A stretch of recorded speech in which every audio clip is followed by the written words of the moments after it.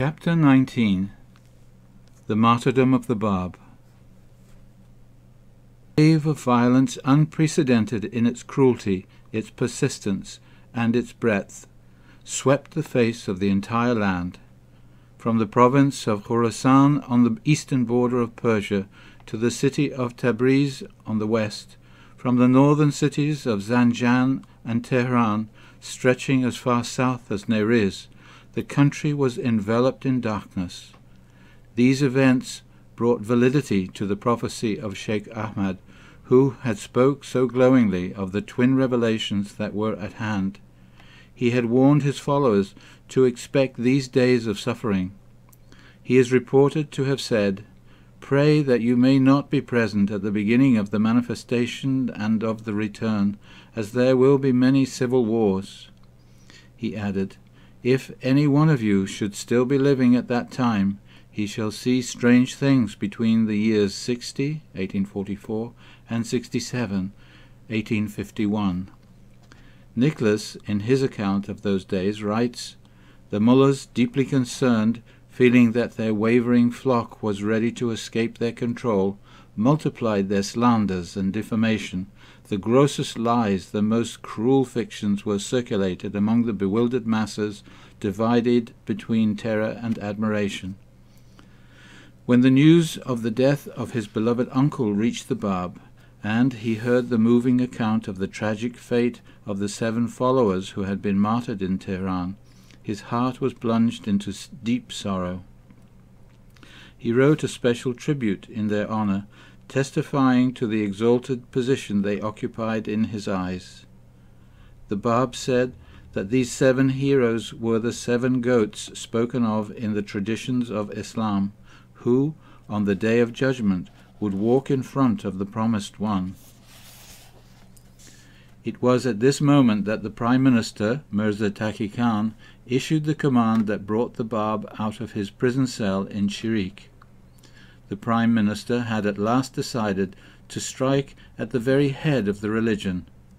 The king's army and the members of the clergy were suffering humiliating defeats all across the land. Remove the Bab, the Prime Minister thought, and order could be restored. He called his councillors together and unfolded to them a plan. This was a drastic change from the Prime Minister's original plan. Until now, Mirza Taqi Khan had felt that the most effective way to destroy the Bab's influence would be to ruin him morally. Now he planned to bring the Bab out of Shirik, where, despite his imprisonment and suffering, his holiness and eloquence made him radiate like the sun. Mirza Taqi Khan intended to show him to the people, exposing him as a charlatan and a weak dreamer who did not have the courage to conceive, let alone direct or take part in, the daring enterprises that had occurred at Sheikh Tabarsi, Neriz, and Zanjan. However, the Bab's conduct while he was in prison gave no evidence that he was such a person as the Prime Minister suggested. He bore all hardships without complaint. He prayed and worked incessantly. Those who came near him felt the power of his personality. Did they not have the alarming example of what had happened with the 2 wardens of Marku and Shirik? Both men had been bitter enemies of the Bab initially, but through his mere presence among them, they had become enraptured friends. Had not the authorities sent the greatest religious leader of them all, Wahid, to investigate and discredit the Bab? He too, upon meeting the Bab, had forsaken the king, his own fame, and eventually his very life for this prisoner. Was there any comfort to be found in this? What about the conversion of Mansur Khan, the governor of Esfahan? What about the reports from the prison of Shirik? It was said that the Bab spoke often of his death during these days, that he referred to his death as something he not only expected, but also looked forward to. Suppose he should display an undaunted courage if exhibited in chains throughout the country? Suppose the Bab confused and bewildered the subtle doctors they chose to debate against him? Suppose they bowed down in belief before him, just as the wisest of all Vahid had done. Suppose he became more of a hero and a martyr than ever to the people as a result of this treatment. What then? Everyone who came near him felt the fascinating influence of his personality, his manner, and his speech. Even his guards had not been free from that weakness. The risk was too great. After weighing the matter with care, the Prime Minister's councillors decided against this plan. They dared not take the chance. Now the Prime Minister insisted on more drastic action against the Bab. Mirza Taqi Khan cursed the laxity with which his predecessor, Haji Mirza Aghassi, had allowed so great a peril to grow. He was determined that this weak policy must cease at once. To allow the Bab to continue to gain in glory and prestige was unthinkable. Nothing, he told them, short of his public execution can, to my mind, enable this distracted country to recover its tranquillity and peace. Seeing his wrath, not a single voice dared speak against this plan, except the Minister of War, who was later to succeed Mirza Taqi Khan. He suggested that putting a banished descendant of Muhammad to death and holding him accountable for the deeds of a band of irresponsible agitators would be cruel. He proposed a less violent course of action. The Prime Minister was very displeased. He dismissed this suggestion at once. Nothing short of the remedy I advocate can uproot this evil and bring us the peace for which we long, he said. Disregarding the advice of any who disagreed with him, the Prime Minister, careful not to divulge his true purpose, dispatched an order to the governor of Azerbaijan, commanding that the Bab be brought from Shirik to Tabriz. The order requested that the Bab be conducted to this city, where he would be held and told later of his fate. The Prime Minister was afraid to bring the Bab to Tehran for execution, lest his presence there set in motion forces that the Prime Minister would be powerless to control. Therefore, the Bab was to be done to death in Tabriz in the north. 3 days after the Bab arrived in Tabriz, the governor received a second order. This order instructed him to execute the Bab. The task I am called upon to perform is a task that only ignoble people would accept, the governor said. He wanted nothing to do with slaying a descendant of the Prophet Muhammad. He refused to carry out the order. The Bab was descended from the family of Bani Hashim, which was the family of Muhammad, who, through Ishmael, was descended from Abraham. Surely the governor was familiar with the Islamic prophecy that said, "Should a youth from Bani Hashim be made manifest and summon the people to a new book and a new law, all should hasten to him and embrace his cause." Determined that nothing should stop this execution, the Prime Minister then ordered his own brother, Mirza Hassan Khan, to carry out his orders. The brother tried to inform the governor of these new instructions, but the governor refused to meet with him, pretending to be ill. Mirza Hassan Khan then personally took over the plans for the execution. He ordered the immediate transfer of the Bab to a cell in the city barracks. He had the Bab's turban and sash, both emblems of his noble lineage, removed. He ordered Sam Khan, the head of the execution regiment, to post 10 guards outside the door of the Bab's cell. As the Bab was being led through the courtyard to his cell in the barracks, a young man from Tabriz rushed forward from the crowd. He was but a youth. His face was haggard, his feet were bare, his hair was dishevelled. He forced his way through the mob, ignoring the peril to his own life that such an action involved, and flung himself at the Bab's feet. "Send me not from thee, O Master," he implored. "Wherever thou goest, suffer me to follow thee." The Bab smiled down upon him and spoke gently. Muhammad Ali, arise, he told the young man, and rest assured that you will be with me. Tomorrow you shall witness what God hath decreed. Dr. T.K. Cheney writes, "It is no doubt a singular coincidence that both the Bab and Jesus Christ are reported to have addressed these words to a disciple. Today thou shalt be with me in paradise." Mirza Muhammad Ali was arrested and cast into the same cell with the Bab and condemned to die with him. Soon the story of this young man became known to everyone. He had learned of the faith of the Bab when the Bab had first passed through Tabriz on his way to prison at Marku. At once he became an ardent believer. He longed to visit the Bab in his prison and offered his life for the new religion. The youth's stepfather was a notable citizen of Tabriz. He refused to let his son leave the city. He feared that the boy would shame the family by publicly admitting that he believed in the Bab, so he confined him to his room and put a strict watch over him. The young man began to sicken in this confinement until eventually the stepfather became worried.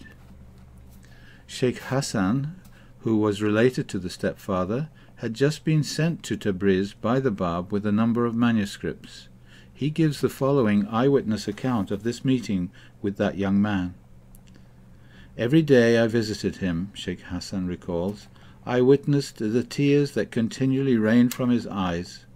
After the Bab had departed from Tabriz, one day as I went to see him, I was surprised to note the joy and gladness which had illumined his countenance. His handsome face was wreathed in smiles as he stepped forward to receive me. 'The eyes of my beloved,' he said as he embraced me, 'have beheld this face, and these eyes have gazed upon his countenance. Let me,' he added, 'tell you the secret of my happiness. After the Bab had been taken back to Shirik, one day as I lay confined in my cell, I turned my heart to him and besought him in these words: Thou beholdest, O my best beloved, my captivity and my helplessness, and knowest how eagerly I yearn to look upon thy face. Dispel the gloom that oppresses my heart with the light of thy countenance. I was so overcome with emotion that I seemed to have lost consciousness. Suddenly I heard the voice of the Bab, and lo, he was calling me. He bade me arise. I beheld the majesty of his countenance as he appeared before me. He smiled as he looked into my eyes. I rushed forward and flung myself at his feet. Rejoice, he said. The hour is approaching when in this very city I shall be suspended before the eyes of the multitude, and shall fall a victim to the fire of the enemy. I shall choose no one except you to share with me the cup of martyrdom. Rest assured that this promise which I give you shall be fulfilled. I was entranced by the beauty of that vision. When I recovered, I found myself immersed in an ocean of joy, a joy the radiance of which all the sorrows of the world could never obscure. That voice keeps ringing in my ears. That vision haunts me in the daytime and in the night season. The memory of that ineffable smile has dissipated the loneliness of my confinement. I am firmly convinced that the hour at which his pledge is to be fulfilled can no longer be delayed. I exhorted him to be patient and to conceal his emotions. He promised me not to divulge that secret, and undertook to exercise the utmost forbearance towards Sayyid Ali, his stepfather. I hastened to assure the father of his determination, and succeeded in obtaining his release from his confinement. That youth continued until the day of his martyrdom to associate in a state of complete serenity and joy with his parents and kinsmen. Such was his behavior towards his friends and relatives, that on the day he laid down his life for his beloved, the people of all Tabriz wept and bewailed him. The young man's confidence in his vision never diminished, and the day came at last when he saw the Bab with his own eyes in the barracks courtyard. He flung himself at his feet and heard the Bab fulfill his promise with the words, "Arise and rest assured that you will be with me." On that night, in his barracks cell, the face of the Bab was aglow with a joy such as had never shone from his face before. Dr. T.K. Cheney, in his account of the Bab, writes, "We learn that at great points in his career such radiance of might and majesty streamed from his countenance that none could bear to look upon the effulgence of his glory and beauty. Nor was it an uncommon occurrence for the believers involuntary to bow in lowly obeisance on beholding his holiness." Sayyid Hussein has left the following eyewitness account of the Bab's last night on earth. Indifferent to the storm that raged about him, he conversed with us with gaiety and cheerfulness. The sorrows that had weighed so heavily upon him seemed to have completely vanished. "Tomorrow," he said to us, "will be the day of my martyrdom. Would that one of you might now arise and with his own hands end my life. I prefer to be slain by the hand of a friend rather than that of the enemy." We shrank, however, at the thought of taking away with our own hands so precious a life. We refused and remained silent. Mirza Muhammad Ali suddenly sprang to his feet and announced himself ready to obey whatever the Bab might desire.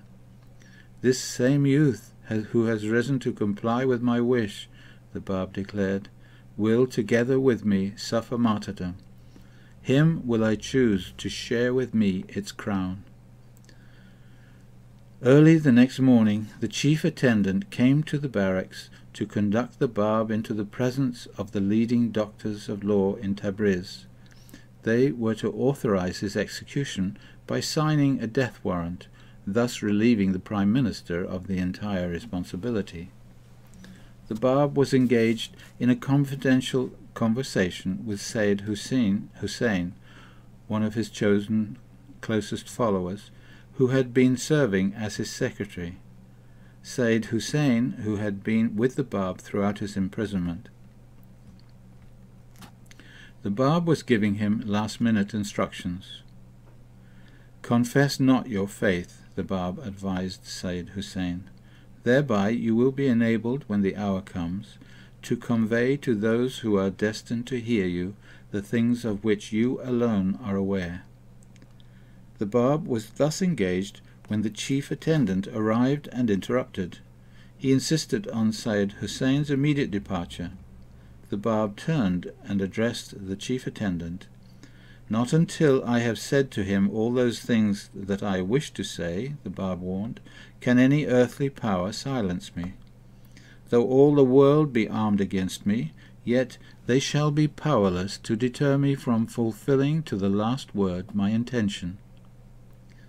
The chief attendant was amazed at such bold speech on the part of a prisoner. However, he still insisted that Sayyid Hussein accompany him without further delay. Sayyid Hussein's conversation with the Bab was left unfinished. The Bab and the youth who was to die with him were to be led one by one into the presence of each of the 3 doctors of law. The guards made certain that the irons about their necks and wrists were secure. To the iron collar about each one's neck they tied a long cord which was held by another attendant. Then, so that everyone could see them in this humiliating state, they walked them about the town. They led the Bab and Muhammad Ali through the streets and the bazaars, overwhelming them with blows and insults. The Bab was paraded publicly as Christ had been, an object of derision. To the people of Tabriz, it must have appeared that the Bab was no longer triumphant. He was to die. He was being humbled and degraded, just as the Prime Minister had planned. The crowds packed the streets along which he and Muhammad Ali were led. The people climbed on each other's shoulders to get a better view of this personage who was talked about so much. What a pity he was so powerless, they must have thought. Quite obviously, this man could not be a man of God, and certainly not the promised one.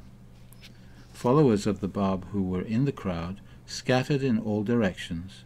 They were trying to arouse among the onlookers a feeling of pity or sympathy that might help them save their master. Jesus had entered Jerusalem, hailed on all sides, with palm leaves strewn in his path, only to be mocked and reviled in that same city within a week. In like manner, the glory that had attended the Bab's first triumphant entry into Tabriz was now forgotten. This time the crowd, restless and excitable, flung insults at him. Perhaps they wanted to be entertained with miracles and signs of wonder, and the Bab was failing them. They pursued him as he was led through the streets. They broke through the guards and struck him in the face. When some missile hurled from the crowd would reach its mark, the guards and the crowd would burst into laughter. The Bab was then brought before the clergymen, who had previously incited his colleagues to scourge him. As soon as he saw the Bab approaching, he seized the death warrant and thrust it at the attendant.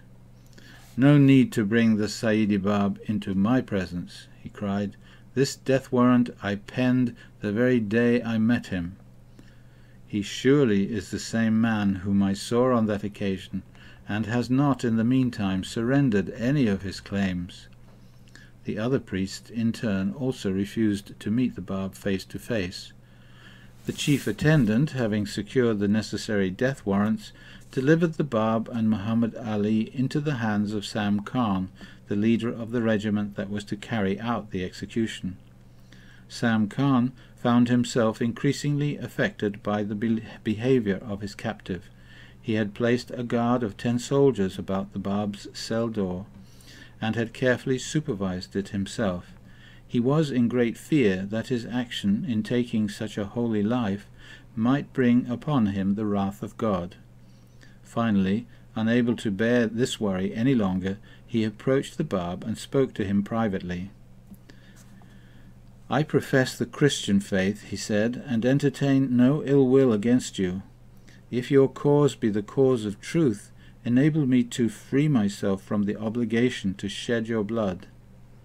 The Bab reassured him, saying, "Follow your instructions, and if your intention be sincere, the Almighty is surely able to relieve you from your perplexity." The hour for the execution could not be put off any longer. The crowds had become immense. About 10,000 people were gathered on the roof of the barracks and the tops of the adjoining houses. Sam Khan ordered his men to drive a nail into the pillar between the doors and the barracks. To that nail they tied the ropes by which the Bab and his young companion were to be separately suspended. Thus was fulfilled before the eyes of the people gazing upon the scene the words of the prophecy in their own sacred writings that foretold that when the promised one was slain, he would be suspended like unto Christ before the gaze of the public. Muhammad Ali begged Sam Khan to allow him to be positioned so that his own body would shield that of the Bab. He was eventually suspended so that his head rested on the Bab's breast.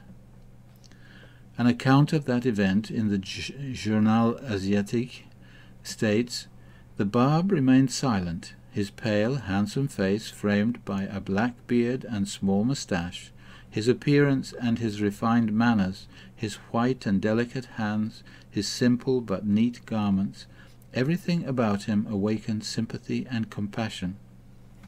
The enormous crowd was eager to witness the spectacle, yet each person was willing to change from an enemy into a friend at the least sign of power from the Bab. They were still hungry for drama, and he was disappointing them. Just as the crowd had stood on Golgotha, reviling Jesus, wagging their heads and saying, "Save thyself if thou be the Son of God, come down from the cross," so too did the people of Tabriz mock the Bab and jeer at his seeming impotence. As soon as the Bab and his companion were fastened to the pillar, the regiment of soldiers arranged itself in 3 files, each file having 250 men. The leader of the regiment, Sam Khan, could delay the command no longer. The Bab had told him to do his duty, Therefore it was apparently the will of God that his regiment should take the life of the Bab. This must have been a source of great sorrow to him. Reluctantly he gave the command to fire. In turn, each of the files opened fire on the Bab and his companion until the entire regiment had discharged its volley of bullets. Over 10,000 eyewitnesses saw the electrifying spectacle that followed. One of the historical accounts of that staggering moment states, "The smoke of the firing of the 750 rifles was such as to turn the light of the noonday sun into darkness. As soon as the cloud of smoke cleared, an astounded multitude were looking upon a scene which their eyes could scarcely believe. There, standing before them, alive and unhurt, was the companion of the Bab, while he himself had vanished uninjured from their sight. Though the cords with which they were suspended had been rent to pieces by the bullets, yet their bodies had miraculously escaped the volleys." Cries of astonishment, confusion, and fear rang out from the bewildered multitude. "The Sayyidi Bab has gone from our sight." An intense clamour arose on all sides. The crowd was already dangerous. The public square became a bedlam as a frantic search for the Bab began. M.C. Huat, a French author who wrote of this episode, says, "The soldiers, in order to quiet the excitement of the crowd, which was being extremely agitated, was ready to believe the claims of a religion, which thus demonstrated its truth, showed the cords broken by the bullets, implying that no miracle had actually taken place." "Look," their actions implied, "the 750 musket balls have shattered the ropes into fragments. This is what freed them. It is nothing more than this. It is no miracle." Uproars and shouts continued on all sides. The people still were not certain themselves what really had happened. M.C. Hewitt, giving his view of that astonishing event, states, "Amazing to believe, the bullets had not struck the condemned, but on the contrary had broken his bonds, and he was delivered. It was a real miracle." A.L.M. Nicholas also wrote of this episode, saying, "An extraordinary thing happened, unique in the annals of the history of humanity. The bullets cut the cords that held the Bab, and he fell on his feet without a scratch."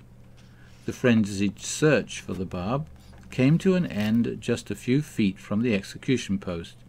They found him back in his cell in the barracks, in the same room he had occupied the night before. He was completing his conversation with his secretary, Sayyid Hussein, giving to him the final instructions that had been interrupted that morning. An expression of unruffled calm was on his face. His body had obviously emerged unscathed from the shower of 750 bullets that had been directed against him. The Bab addressed the chief attendant. "I have finished my conversation," he said. "Now you may proceed to fulfill your intention." The chief attendant was far too disturbed to resume his duties. He must have recalled vividly the words with which the Bab had warned him when he had interrupted that conversation. "Though all the world be armed against me, yet shall they be powerless to deter me from fulfilling to the last word my intention." The chief attendant refused to continue with any part of the execution. He left the scene of the barracks cell severely shaken, never to return to his post. The head of the Christian regiment, Sam Khan, was likewise stunned by what had taken place. He too must have remembered clearly the words that the Bab had spoken to him.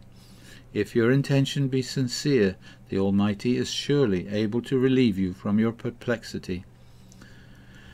Sam Khan had given the order to fire, yet the Bab had been freed. Surely the Lord had delivered him from the need to shed the blood of this holy man. He would not go on with the execution. Sam Khan ordered his regiment to leave the barracks square immediately. He swore before leaving that he would sooner lose his life than finish what he had started. After Sam Khan and his regiment departed, a colonel of the bodyguard volunteered to carry out the execution. On that same wall, and to that same nail, the Bab and his companion were lashed a second time. The new firing squad formed in line. As the regiment prepared to fire the final volley, the Bab spoke his last words to the gazing multitude. "Had you believed in me, O wayward generation," he said, "every one of you would have followed the example of this youth, who stood in rank above most of you, and willingly would have sacrificed himself in my path. The day will come when you will have recognized me. That day I shall have ceased to be with you." The rifles were raised, the command given, and the shots thundered. The bodies of the Bab and his youthful companion were shattered by the blast. As Jesus had expired on the cross so that men might be called back to God, so did the Bab breathe his last against a barracks wall in the city of Tabriz in Persia. The historian Nicholas, in his account of those hours, writes, "Christians believe that if Jesus Christ had wished to come down from the cross, he could have easily done so. He died of his own free will, because it was written that he should, and in order that the prophecies might be fulfilled. The same is true of the Bab, so the Babis say. He likewise died voluntarily, because his death was to be the salvation of humanity. Who will ever tell us the words that the Bab uttered in the midst of the unprecedented turmoil which broke out as he ascended? Who will ever know the memories which stirred his noble soul? Christ in his agony in the Garden of Gethsemane cried out, "O my Father, if it be possible, let this cup pass from me. Nevertheless, not as I will, but as thou wilt." The Bab, in the frozen winter of Maku, had likewise called out to mankind that it was God's will and not his own that impelled him to throw himself into the ocean of superstition and hatred that was fatally to engulf him. Both Christ and the Bab uttered the same words of warning, "O wayward generation." The martyrdom of the Bab took place at noon on Sunday, July 9th, 1850. He was 30 years old. A historical account of that second and final volley states, "This time the execution was effective, but the crowd, vividly impressed by the spectacle they had witnessed, dispersed slowly, hardly convinced that the Bab was a criminal." On the evening after his martyrdom, the mangled bodies of the Bab and Muhammad Ali were removed from the courtyard of the barracks. They were left at the edge of a moat outside the gate of the city. 4 companies of 10 sentinels each were posted to keep watch in turn over the remains, so that none of his followers might claim them.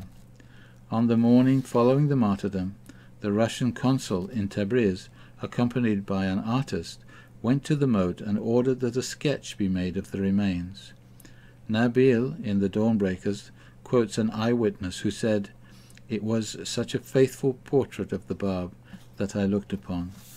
No bullet had struck his forehead, his cheeks, or his lips. I gazed upon a smile which seemed to be lingering upon his countenance." On the afternoon of the second day, Suleiman Khan, a follower of the Bab, arrived from Tehran. He had heard of the threat to the life of the Bab and had left Tehran to try to rescue him. To his dismay, he arrived too late.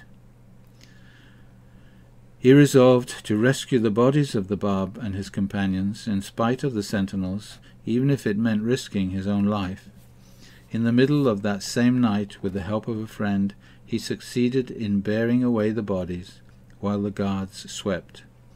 Suleiman Khan and his friend stole the sacred remains and carried them from the edge of the moat to a silk factory owned by another believer. The remains were placed the next day in a casket and were hidden in a safe place. The sentinels, awaking and finding their trust had been spirited away, sought to justify themselves by pretending that while they slept, wild beasts had carried away the bodies. Their superiors also concealed the truth and did not report it to the authorities for fear of compromising their own honor. This allowed the followers of the Bab time to carefully hide his sacred remains and thus protect themselves from further investigation. Meanwhile, from the pulpits of Tabriz, the religious leaders joyfully proclaimed that the Bab's remains had been devoured by wild animals. They saw this as proof that they were right and the Bab was false, because it was their belief, according to Islamic prophecy, that the body of the Promised One would be preserved from beasts of prey and all manner of creeping things.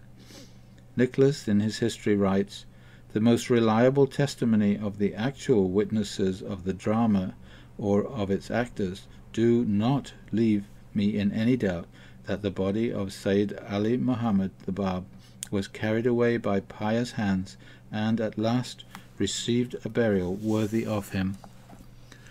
Suleiman Khan reported the rescue of the remains of the Bab to Baha'u'llah in Tehran. Baha'u'llah immediately sent a special messenger to Tabriz to arrange for the bodies to be transferred to the capital.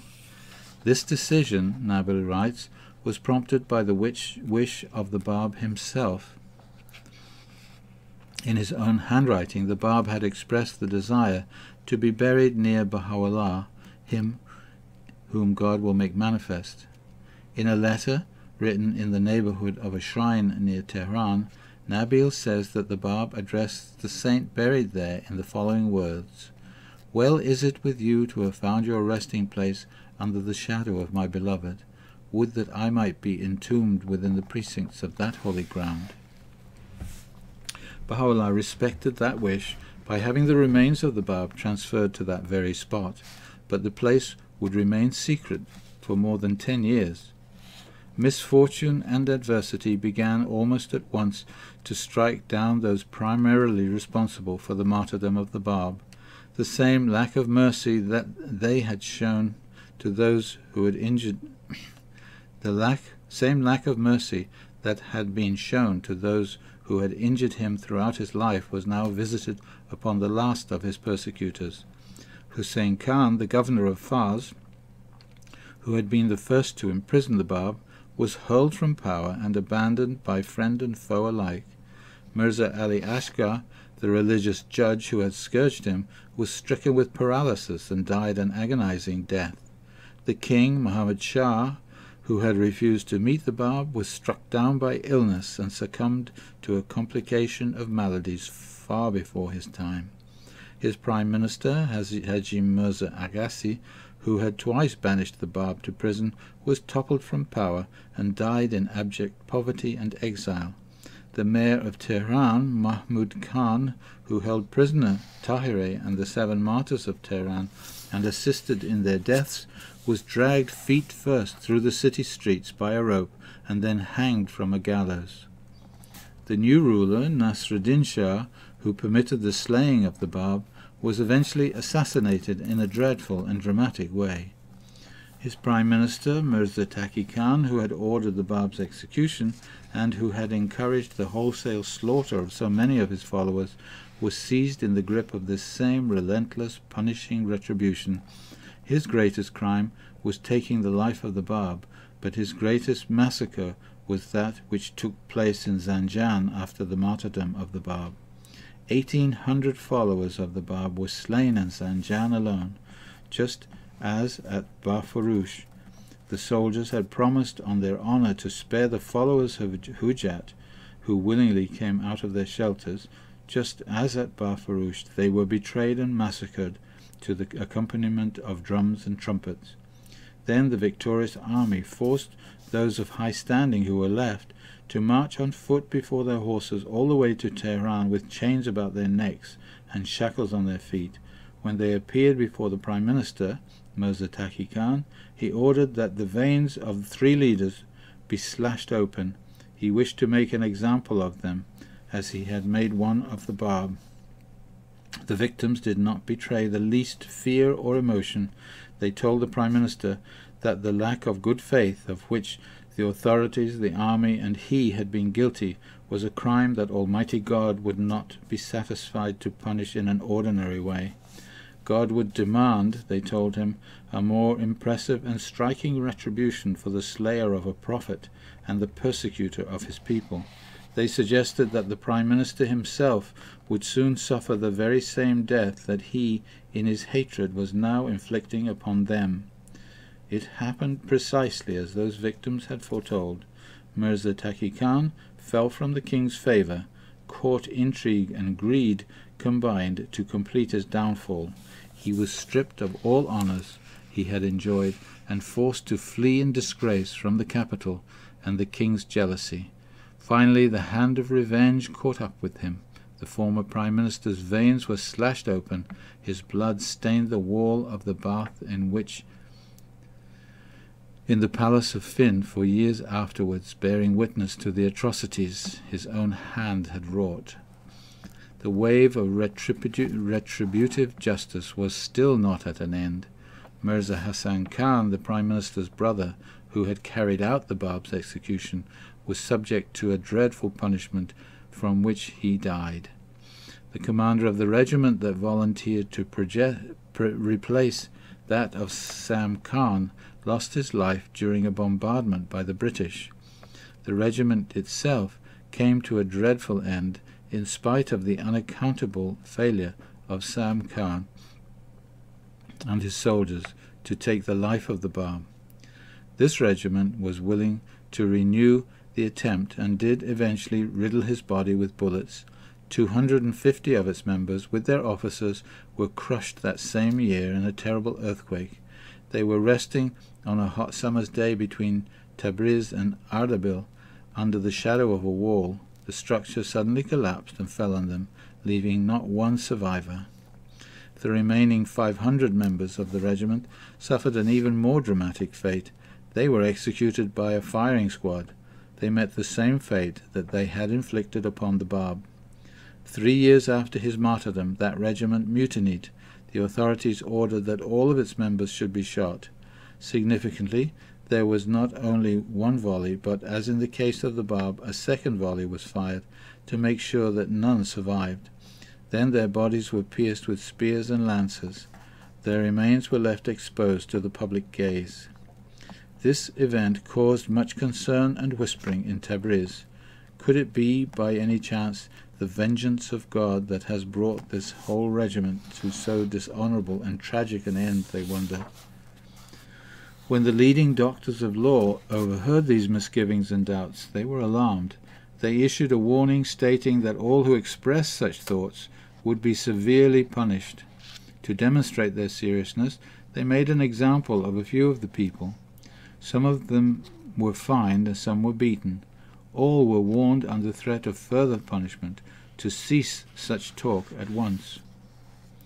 History records that from the very hour that the volley of bullets was fired at the Bab, a gale of exceptional severity rose and swept over the whole city.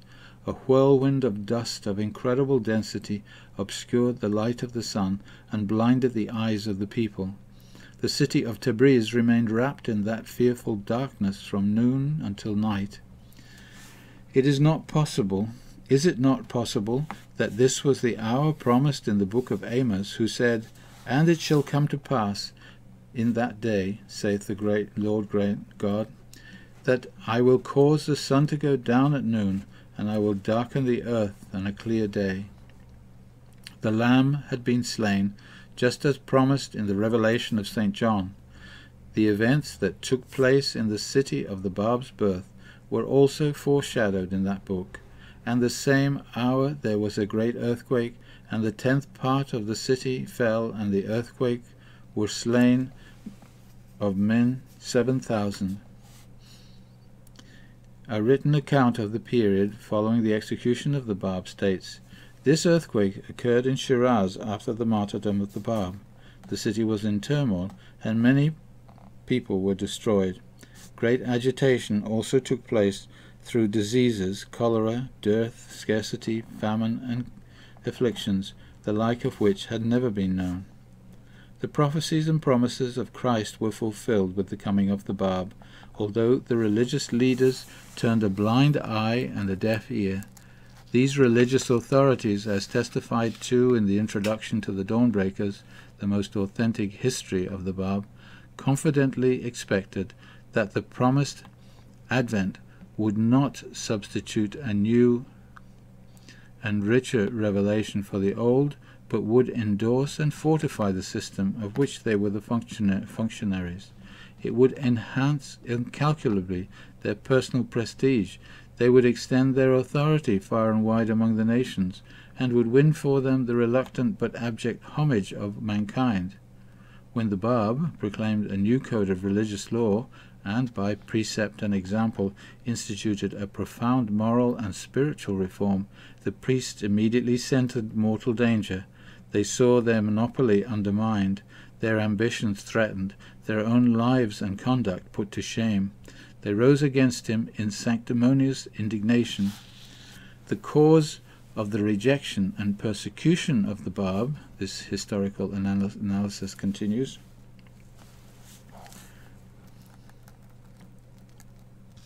was in essence the same as the rejection and persecution of the Christ.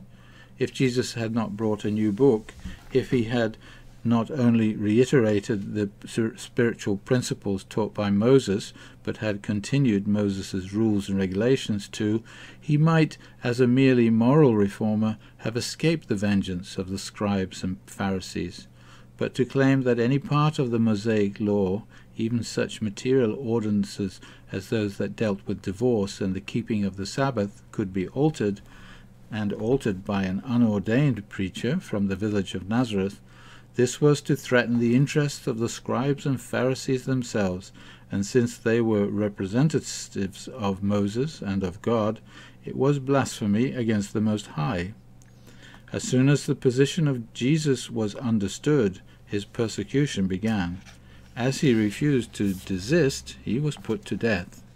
For reasons exactly parallel, the Bab was from the beginning opposed by the vested interests of the dominant church as an uprooter of the faith.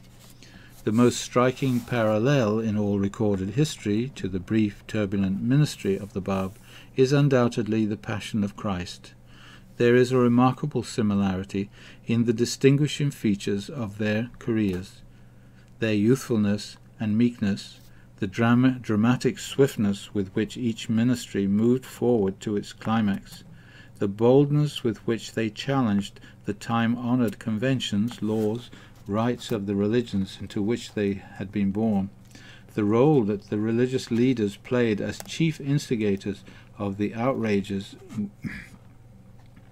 They were made to suffer the indignities heaped upon them, the suddenness of their arrest, the interrogations to which they were subjected, the scourgings inflicted upon them, their passing first in triumph and then in suffering through the streets of the city where they were slain, their public parade through the streets on the way to the place of martyrdom, their words of hope and promise to a companion who was also to die with them, the darkness that enveloped the land in the hour of their martyrdom, and finally their ignominious suspension before the gaze of a hostile multitude.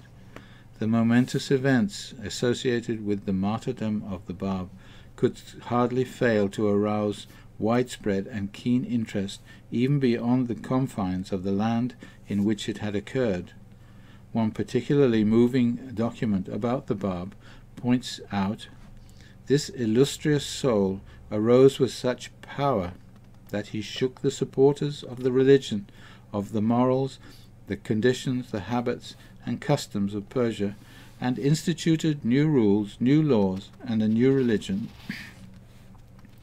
Though the great personages of the state, nearly all the clergy, and the public men arose to destroy and annihilate him, he alone withstood them, and moved the whole of Persia."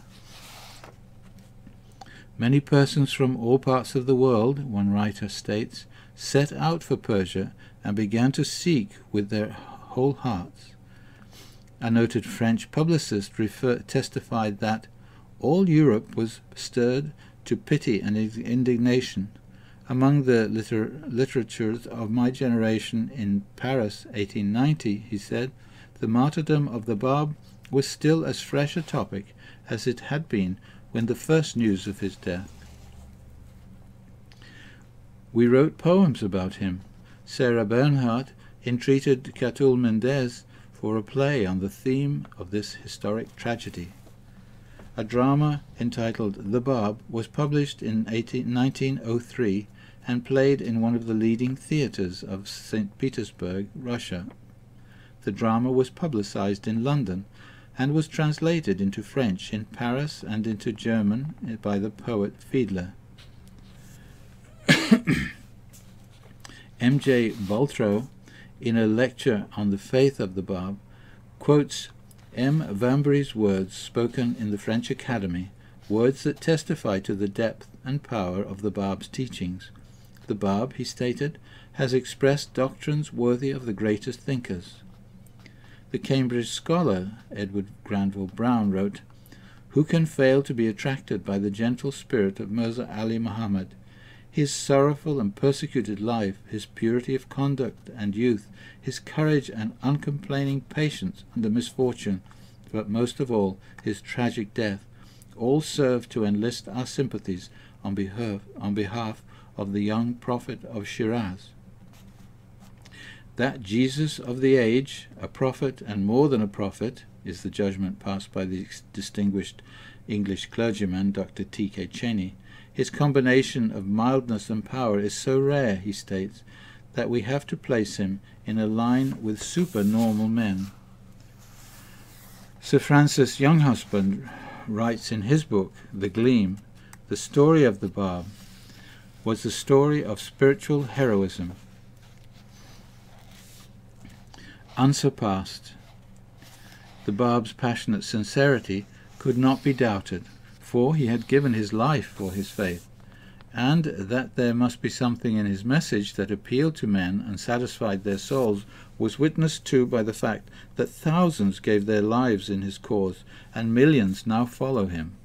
His life must be one of those events in the last 100 years which is really worth study. The French historian A.L.M. Nicholas writes, "His life is one of the most magnificent examples of courage which it has been the privilege of mankind to behold. He sacrificed himself for humanity, for it he gave his body and his soul, for it he endured privations, insults, torture, and martyrdom. He sealed with his very lifeblood the covenant of universal brotherhood. Like Jesus, he paid with his life for the proclamation of a reign of concord, equity, and brotherly love. More than anyone, he knew what dreadful dangers he was heaping upon himself, but all these considerations could not weaken his resolve. Fear had no hold upon his soul, and perfectly calm, never looking back, in full possession of all his powers, he walked into the furnace. At last, the clergy and the state could pride themselves on having crushed the life from the cause they had battled so long. The Bab was no more. His chief disciples were destroyed. The mass of his followers throughout the land had been beaten, exhausted, and silenced. The king and the prime minister must have rejoiced in the thought that they would never hear of the Bab again. His faith, it seemed, was swiftly receding into oblivion, and the wings of death appeared to be hovering over it. The combined forces that had engulfed it on every side had all but put out the light that the young Prince of Glory had kindled in his land. Yet at that very moment, in a suburb of the capital, Baha'u'llah was receiving a visitor, a friend who was soon to be the new Prime Minister.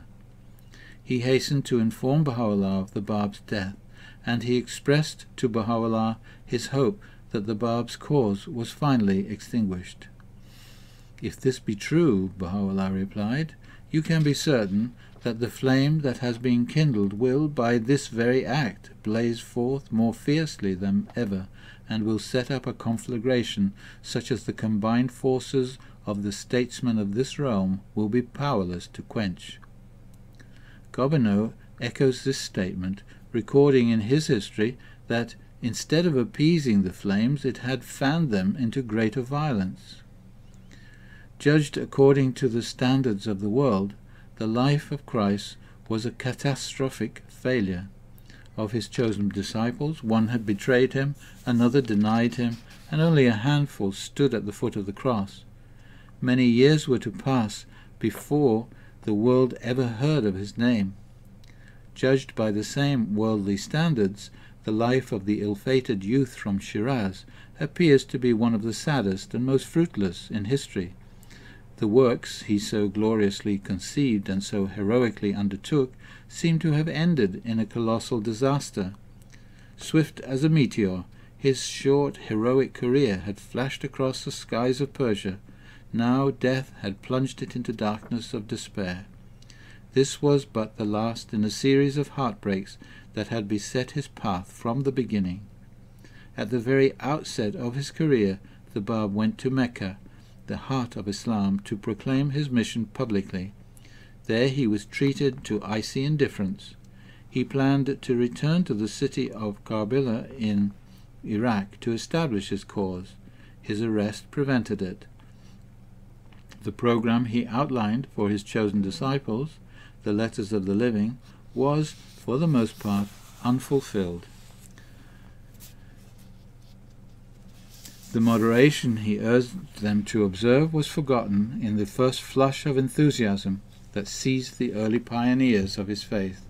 His only chance of meeting the king was dashed to the ground by the prime minister. His ablest disciples were struck down one after another.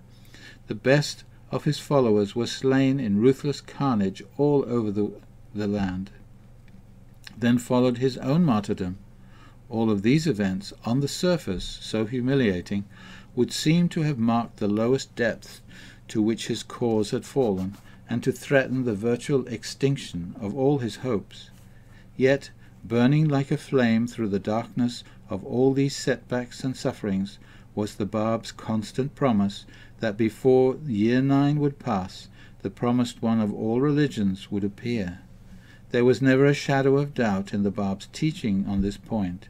He was only the herald of a greater one yet to come. He knew that the seed had been firmly planted in the fields and meadows of human hearts. He was the dawn, and the sun was yet to rise. Of all those devoted figures who were able to carry on the Bab's message and further his work, not one soul was left alive save Baha'u'llah, who, with his family and a handful of devoted followers, was driven destitute into exile and prison in the foreign land. He was banished from place to place until he reached the mountain of God in Israel, the Holy Land. Baha'u'llah was exiled, a prisoner, to the fortress situated on the plain of Akka, and those startling words of the Islamic prophecy given several hundred years before about the last days of the twin messengers was literally fulfilled. All of them, the companions of the Qayyim, shall be slain except one, who will reach the plain of Akka, the banquet hall of God. Although the faith of God had been crushed to the ground at an early age and rudely trampled upon, this very process would bring about its germination. Buried in the earth, warmed by the blood of its martyrs, his faith would blossom out in glory at a later date with the brightness of the sun, and would fulfill prophecy with the exactness of the stars.